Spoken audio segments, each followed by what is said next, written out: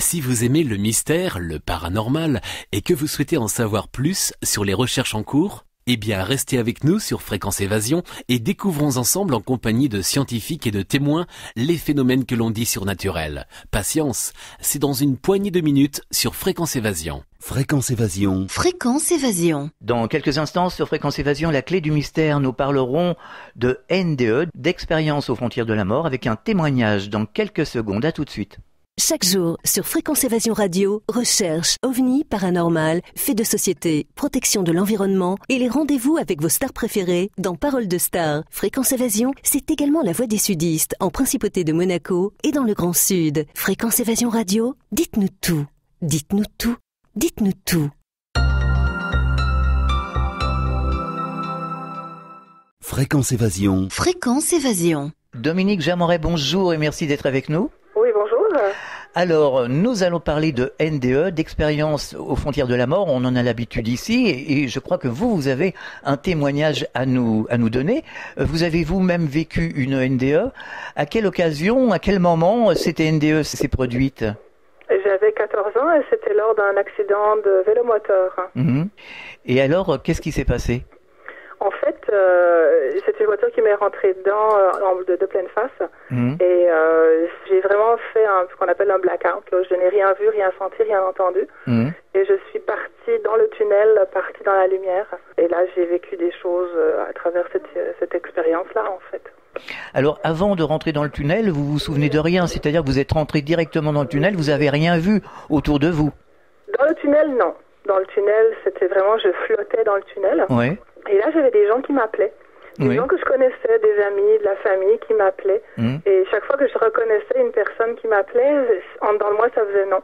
Non, je retournerai pas, non, je retournerai pas. J'ai pas d'intérêt pour cette personne-là pour retourner. Et je continuais dans le tunnel jusqu'à ce que j'arrive dans la lumière. Et là, je sens vraiment tout ce que veut dire être dans la lumière, qui est quelque chose d'incommensurable, de non définissable, tellement c'est extraordinaire. Et là, en fait, ma mère m'a appelée. Et c'est à ce moment-là que je me suis dit, bon, mais si je retourne pas, elle s'en remettra pas. Et à ce moment-là précis, je suis revenue dans mon corps. Et là, je me suis réveillée. Oui, c'est-à-dire que vous n'êtes pas resté longtemps, justement, dans la lumière. Je suis restée assez longtemps pour apprécier pleinement d'être là-bas. Et vraiment de plus avoir envie de revenir du tout. Alors, mais vraiment plus. Et sauf jusqu'à temps que, justement, ma mère me rappelle. Et puis, et là, je décide de revenir. Alors je sais que c'est difficile avec des mots de décrire justement l'intensité de l'expérience. Nombre d'auditeurs, enfin d'intervenants qui ont vécu cette expérience nous le disent, mais essayez quand même de nous décrire ce que vous avez ressenti. Effectivement, c'est très difficile à définir. Ce que je vous dirais, c'est s'imaginer être dans une lumière complètement pure, une totale lumière blanche, lumineuse, extrêmement puissante et de paix. Je dirais de la paix, de l'amour. Il n'y a absolument rien de négatif qui rentre dans cet espace-là. Et donc, c'est vraiment un espace d'amour pur, complet, je dirais. C'est un état de comment on appellerait ça, de nirvana, de bliss en anglais, d'extase, quoi. À aucun moment vous avez eu peur de toute façon ? Pas du tout. Pas du tout. Non, c'était tellement paisible, c'était tellement extraordinaire que la peur n'a plus de place dans cet endroit-là. Ce n'est plus que de l'amour, plus que de la lumière, plus que de la joie. C'est extraordinaire. Et donc, vous avez entendu des voix qui vous ont appelé, mais des voix qui étaient dans la lumière ou des voix terrestres ? Non, ça c'était dans le tunnel. C'était dans le tunnel. Mais après, est-ce que vous avez vu justement arriver dans la lumière ? Est-ce que vous avez vu des gens que vous connaissiez ? Est-ce que vous avez entendu seulement des appels ? Non. Non, ça n'a pas duré assez longtemps avant que ma mère me rappelle pour que j'ai le temps d'aller plus loin que juste dans la lumière, je dirais. Je sais qu'il y a d'autres expérienceurs qui ont rencontré des gens, qui ont fait toutes sortes de choses et vu toutes sortes de choses, mais non, moi pas. Vous n'avez pas vu le paysage non plus ? De loin, mais j'ai comme pas eu le temps. J'étais tellement bien dans cette lumière, tellement baignée dans cette lumière que je savourais cet espace-là. Et là, ma mère m'a appelée, donc là, j'ai décidé de revenir. J'ai pas pu aller plus loin, en fait. Alors, certaines personnes nous disent « je rentrais à la maison ». Est-ce que vous avez eu cette impression ? Moi, moi, je vais vous expliquer en fait dans quelle situation ça s'est passé, parce que non, je dirais pas que je suis rentrée à la maison. Ça s'est passé dans le sens où moi, je vivais des moments une vie familiale dans la violence physique et psychologique. Et ce soir-là, j'en avais plus qu'assez. Il y avait encore eu une engueulade à la maison. Et je suis partie sur mon vélomoteur. Je devais aller à un endroit avec des amis. Et à un moment donné, c'est comme si j'ai senti le poids de ce que je vivais me monter jusqu'au menton, comme si j'allais me noyer dans ce que j'étais en train de vivre. Tellement c'était difficile, tellement c'était dur, et j'en avais assez de vivre ça, j'en pouvais plus. Et donc c'est comme si j'ai fait à ce moment-là un lâcher-prise complet où je me suis remis à Dieu ou à l'univers, on appelle ça comme on veut, et j'ai vraiment lancé un appel de désespoir, de dire mais c'est pas possible, je peux pas croire que la vie c'est ça, il doit y avoir autre chose. Et j'ai vraiment demandé à Dieu, j'ai dit, mais montre-moi qu'il y a autre chose. Et à cet instant même, il y a eu l'impact. L'impact est arrivé vraiment juste après cet énorme lâcher-prise que j'ai fait vraiment en désespoir de cause, en fait. Donc quand je suis arrivée dans la lumière, dehors dans le tunnel, déjà là, je flottais, j'étais bien, j'étais comme en apesanteur. Et je montais dans le tunnel. Et déjà là, je me disais, waouh, ça fait du bien juste d'être comme ça, de juste te laisser porter par l'espace, par l'endroit, puis aucune peur était là, c'était vraiment dans la paix. Et arriver dans la lumière, c'était, ah ben waouh, c'est extraordinaire. Mais de là à dire, je suis retournée à la maison, non, parce que je l'avais pas connu, cet espace d'amour-là, je l'avais jamais connu avant. Parce que des personnes nous disent que finalement, ils reprenaient conscience, quand ils arrivaient justement dans le tunnel ou dans la lumière, plus exactement, ils reprenaient conscience de l'avoir déjà fait. Moi, je pourrais pas dire ça. D'accord. Moi, ça a été vraiment une réponse à ma demande de dire, moi, je veux plus vivre la vie que j'ai là, elle est trop difficile, montre-moi autre chose. Et la réponse, ça a été ça. D'accord. Ça a été vraiment, l'amour existe, la paix existe, et c'est vivable, et oui, c'est quelque chose d'extraordinaire. Alors, quand vous êtes revenu, comment ça s'est passé? Alors quand je suis revenue, je me suis retrouvée donc aux soins intensifs à l'hôpital, et là je comprenais rien. Je savais pas ce que je faisais là. Et bon, j'étais tuyautée de partout parce que j'ai eu la mâchoire complètement explosée, donc il m'avait mis des tubes dans la gorge et tout ça, donc je pouvais pas parler. Et la seule chose qui me restait, c'était de pouvoir écrire sur un papier. Et j'ai demandé à ma mère qu'est-ce que je faisais là. Et elle me dit, mais t'as rien vu, t'as rien. J'ai dit non, j'ai absolument rien vu, rien senti, rien entendu. Je comprenais rien du tout de ce que je faisais là. Et elle m'a donc expliqué que j'avais eu un accident et tout ça. Et donc, je suis restée 2 semaines à l'hôpital. Je suis retournée à la maison après en convalescence pendant 4 mois. Et là, le retour à la maison, en fait, et même après l'accident, j'étais dans un état complètement différent. J'étais complètement dans l'amour, j'étais comme en lumière en permanence. Je flottais dans un espace de bien-être. Et qui était assez surprenant d'ailleurs, qui a fait que pendant tout le temps où j'étais à la maison en convalescence, j'avais l'impression que c'était moi qui mettais le soleil dans la maison, que c'était moi qui mettais la joie dans la maison, que ça se faisait tout seul, ça s'engueulait plus, les gens se parlaient gentiment, la vie était complètement différente après. Et quand je suis retournée à l'école par contre 4 mois plus tard, là j'ai eu un choc, le choc du retour dans la société. Et là je suis revenue sur terre, je dirais entre guillemets là. Et là ça a été difficile de réintégrer parce que j'ai dit mais qu'est-ce que je viens de vivre là, mais c'était tellement extraordinaire, c'était paisible, c'était chouette, le monde était content, on avait une belle ambiance dans la maison, les amis et tout. Et donc là ça a été difficile quand je suis retournée à l'école après. Et est-ce que cette expérience a changé votre vie? Complètement, totalement, parce que d'avoir eu ce message d'amour-là, c'est ça qui m'a ensuite, tout au long de ma vie, porté. Sinon, par rapport à ce que j'ai vécu, parce que bon, ça s'est pas arrêté là, la violence, parce que je vivais à la maison. Si j'avais pas vécu ça, j'aurais rien eu où m'accrocher quelque part. Bah oui, je me doute, oui. Voilà. Donc en fait, souvent je disais, j'ai eu une vie quand même très difficile jusqu'à l'âge de 50 ans, parce que c'est pas évident d'avoir grandi là-dedans, et puis d'arriver ensuite pour essayer toujours Ma mission de vie a toujours été d'amener de l'amour quelque part, de partager des belles choses, de faire en sorte que les gens soient heureux. Je me suis vraiment donné toute ma vie pour les autres. Et puis, à un moment donné, j'ai réalisé que je m'occupais pas trop de moi là-dedans non plus. Donc, ça a été de réaliser oui, mais pour moi, là-dedans, où est-ce que je suis? Et la réponse a toujours été, mais cet amour-là, je veux le vivre quelque part. Cet espace d'amour-là incroyable. Et je l'ai retrouvé. Pas à 100%, mais je l'ai retrouvé dans des espaces de méditation. On marque une pause, on revient dans quelques instants. Réactualisez régulièrement toutes vos applications iPhone et Android sur les sites de Fréquence Évasion Radio et Monte Carlo Azur. fréquenceévasion.com, fréquenceévasion2.com et montecarloazur.com. Fréquence Évasion. Fréquence Évasion. Nous sommes de retour, nous sommes toujours dans la clé du mystère, nous parlons de NDE, d'expérience aux frontières de la mort. Avant d'avoir vécu l'expérience, est-ce que vous connaissiez ce phénomène des NDE? Absolument pas. Vous avez découvert les choses comme ça? Absolument pas, sauf qu'à l'âge de 6 ans, j'ai failli me noyer. Et là encore, à l'âge de 6 ans, je suis allée dans la lumière, mais très rapidement. Furtivement, oui. Très rapidement, assez pour flotter, pour me sentir extrêmement bien. Et là encore, à ce moment-là, à l'âge de 6 ans, je me voyais partir. Là, je savais que je partais. Et là, c'est comme ma conscience a dit, si tu pars, maman s'en remettra pas. Ouais. Alors là encore, je suis revenue pour elle. Mais j'avais déjà cette conscience-là, très jeune, que moi, l'amour, il y avait quelque chose de profond qui était là. L'amour était présent. Et je comprenais pas pourquoi tout le monde s'engueulait, se tapait sur la tête. Je comprenais pas ça. Pour moi, l'amour était tellement présent, important. Pourquoi les gens ne peuvent pas vivre en s'aimant? Ça, c'est sûr, oui. C'était, depuis toute petite, j'ai été comme ça.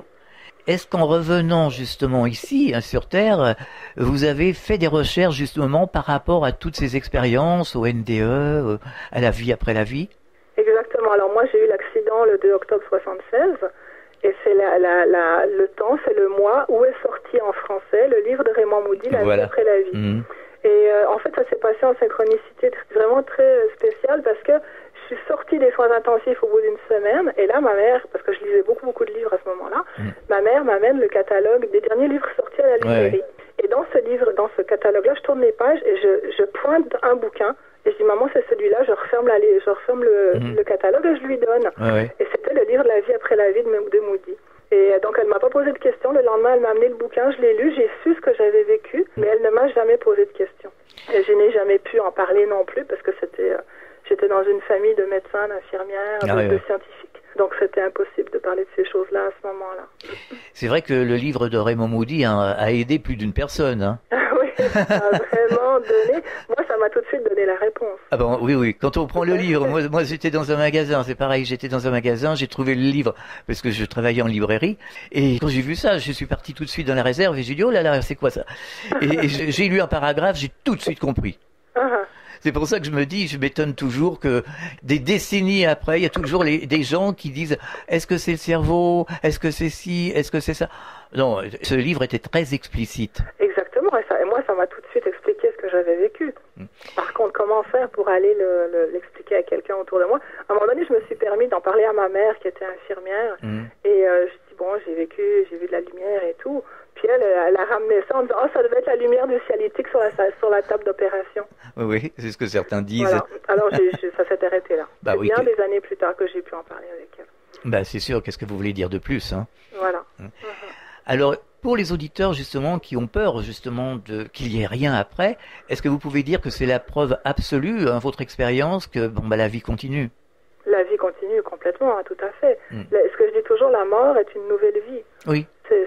C'est une autre vie, mais c'est notre vie, et je dirais c'est notre vie dans notre pure essence. Voilà, c'est ça, ouais. Et c'est ça qui est extraordinaire. Comme disait Nicole Dron, elle disait c'est la vie dans sa pure essence, mais la mort c'est une renaissance. D'une certaine façon, oui. Oui. Aujourd'hui, est-ce que vous auriez un message adressé aux auditeurs justement par rapport à cette expérience que vous avez vécue et à l'expérience que vivent nombre de personnes? Le message va toujours être le même, c'est de croire en la vie, de croire en l'amour, de croire en la paix, et d'aller toujours vers ça. Je pense que c'est le but, mais ça c'est le but de tout le monde. Je dirais la seule chose, c'est la chance qu'on a d'avoir vécu ce moment-là. Ça nous donne encore plus confiance que oui, c'est vrai et que oui, ça existe. C'est ça, je dirais, qui moi, m'a toujours porté. Ça m'a toujours porté dans ma vie. Ça me porte toujours. C'est le message que je transmets à tous les gens avec qui je fais des stages, de toujours croire en la vie, parce qu'il y a autre chose que ces moments négatifs qu'on vit des fois dans la vie qui est difficile. Ouais, c'est très difficile, oui. Mais si on arrive en anglais, on dit switcher, à changer son point de vue de 180 degrés, on peut voir la situation négative, on peut la voir en positif. Et donc, c'est d'arriver à changer j'ai des mots en anglais, c'est du Québec, là, mais j'essaie de vous les traduire en français. C'est cette façon de penser, en fait, ce minding de vraiment ne pas se laisser envahir par les choses négatives, par les pensées négatives, les sentiments négatifs, mais de toujours rester connecté à cette pureté d'amour, à cette paix qui existe au fond de nous, qui est profondément en nous. Hein.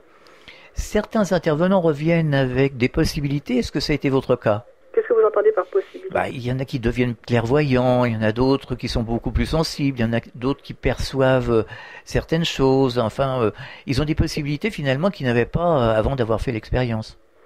Je ne sais pas si j'avais des possibilités avant ou après. Tout ce que je peux dire, c'est qu'après, il y a des choses qui sont devenues plus claires. J'étais de toute façon, moi, une enfant hypersensible. Les enfants doués hypersensibles. Je sentais déjà beaucoup de choses jeune, mais comme on était dans une famille de scientifiques, je n'étais pas portée à découvrir tout ça. Par contre, quand je suis revenue de ce voyage-là, j'avais des croyances très claires qui sont aujourd'hui des croyances de base qu'on travaille en spiritualité, en psychothérapie, qui étaient par exemple que on est Dieu, on est tous des parties de Dieu, on est Dieu, que je suis 100% responsable de tout ce que j'attire dans ma vie. Des choses comme ça, et j'avais 14 ans, alors pour moi c'était comme difficile de partager ça avec des gens autour de moi. Et ce sont des choses que j'ai découvertes en lisant des bouquins éventuellement sur le bouddhisme par exemple, où j'ai eu des confirmations que tout ce que avec quoi j'étais revenue, c'était vrai, ça existe, c'est exactement ça. Par la suite, j'ai pris des cours de toutes sortes de façons pour développer des dons, oui effectivement, des dons de clairvoyance, des dons de clairsenti, des dons de guérison. Le côté, je dirais, le plus spontané qui est arrivé, c'est que j'étais encore dans mon lit en convalescence à la maison et j'avais mes amis d'école qui venaient me voir. Puis bon, 14-15 ans, c'est le temps où on fait nos crises d'identité d'ado. Hein. Et à un moment donné, en fait, je me suis rendu compte que les personnes qui venaient me voir, elles venaient une par une et elles s'asseyaient à côté de moi, puis elles me parlaient de leurs problèmes et moi, spontanément, je les aidais. Et c'est devenu, en fait, ça a été quelque chose de tout à fait naturel pour moi d'aider les gens au niveau psychothérapie, ce qui fait que finalement, j'en ai fait mon métier. Mais ça a été vraiment le don le plus évident, je dirais, c'était ça. Et mes parents voulaient que je devienne médecin physique. Et en fait, je suis devenue médecin, mais de l'âme, si on peut dire comme ça. Alors, je suppose qu'aujourd'hui, vous n'êtes plus dans la croyance, vous êtes dans la certitude. Oui, tout à fait. Voilà. Est-ce que vous donnez des conférences? Est-ce que vous faites des ateliers? Est-ce que vous avez l'intention d'écrire un livre, peut-être, pour apporter un témoignage? J'écris des articles depuis 10 ans sur mes blogs. Il y a des témoignages mon témoignage de vie après la vie, d'accidents et tout ça est déjà dans mon blog chemindevie.net. Et j'ai des bouquins en cours, mais j'ai pas le temps de les finir. Je suis en tournée actuellement à donner des stages en France. Et après ça, je m'en vais au Sri Lanka donner un stage de 10 jours. Je m'en vais au Maroc donner des stages aussi. Et puis après ça, je retourne au Québec. Et non, je donne pas de conférences comme telle parce que pour moi, ce qui est important, c'est pas tant la théorie et le blabla. Bon, je suis pas une conférencière de toute façon, je suis pas quelqu'un qui parle beaucoup, sauf que quand on me pose des questions comme vous là. Mais non, je suis pas quelqu'un qui va donner des conférences. Je suis quelqu'un qui va par contre faire des soirées interactives d'exercices ensemble, où on va développer des choses ensemble. On va développer son côté médium, on va faire toutes sortes de choses, mais pratiques. Moi, j'aime quand c'est dans le pratique, quand c'est dans l'intégration et que ce soit interactif. Alors, je suis invitée parfois pour faire des soirées comme ça. Ou alors, c'est simplement des soirées amicales où les gens se rencontrent et puis ils m'invitent et puis on part sur un thème, on discute. Et puis, je leur partage des outils, des connaissances, des choses qu'ils ont envie. C'est vraiment des échanges de points de vue, en fait. D'accord. Voilà. Et comment réagissent les gens dans ces ateliers, enfin dans ces rencontres? Dans ces ateliers, je parle pas forcément de la mort, je leur partage mon expérience de vie, de mort imminente, mais tout ce qui est venu de cette expérience-là est ce que je suis aujourd'hui par rapport à tout le cheminement que j'ai fait. Donc ce que je partage dans mes ateliers, c'est plusieurs types de techniques, plusieurs types d'exercices et de connaissances. Et le principe est d'aller vraiment toucher son cœur, toucher à l'intérieur de soi qui on est vraiment. Et voir pourquoi dans sa vie on coince, pourquoi on n'arrive pas à avancer. Qu'est-ce qui nous empêche, c'est quoi les croyances qu'on a imprimées depuis tout petit, qui nous empêche d'avancer. Et vraiment voir de l'autre côté, il y a le côté psychothérapie où on va voir le passé pour le nettoyer. Et ça, c'est une chose, mais moi, je vais plus aller voir dans l'autre sens, aller voir, mais vers quoi on veut aller? Pourquoi on n'est pas capable d'y aller? Alors, en allant vraiment voir vers l'avant, automatiquement, on s'arrête sur les barrières, les freins que la vie nous porte. Et c'est ça qui fait qu'au fur et à mesure du travail du week-end, on décroche des croyances, on décroche des choses, on guérit des blessures et puis finalement on s'ouvre de plus en plus à son cœur, à soi, pour aller vers l'avant. Est-ce qu'on peut vous retrouver sur Internet?